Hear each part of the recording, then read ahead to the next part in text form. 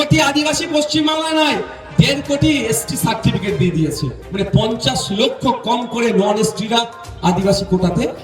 এবারে যারা মেডিকেলে যারা চান্স পেয়েছে, 41 জন ডক্টরের কোটাতে আদিবাসী সিট থেকে তারা চুরি করে নিয়েছে, মানে ফেক সার্টিফিকেট দিয়ে 41 জন এই ধরনের। তাহলে 41টা ডাক্তার আদিবাসী সমাজ থেকে কম হলো তো নাকি ভাই? প্রকৃত আদিবাসী সমাজ থেকে। সংরক্ষণ মানে কি? আপনাকে মূল স্রোতে নিয়ে আসা।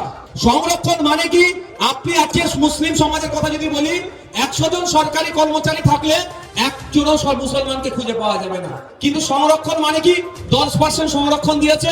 কি বাবা সাহেব আম্বেদকরের ওই বাণীতে আমি বিশ্বাস করি, যারা সংরক্ষণ নিয়ে নাক ছিটকায় তাদের উদ্দেশ্যে আমার বার্তা।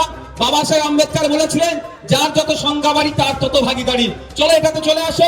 সারা পশ্চিম বাংলায় প্রায় 70% দলিত আছে, সরি ভারতবর্ষে 70%, পশ্চিম বাংলায় দলিত যে পার্সেন্টেজ আছে তার অনুপাতে তাদেরকে চাকরি দেওয়া হোক। সারা পশ্চিম বাংলাতে 8% আদিবাসী আছে, 100 জন সরকারি চাকরি করলে 8 জন আপনার আদিবাসী হোক। পশ্চিম বাংলায়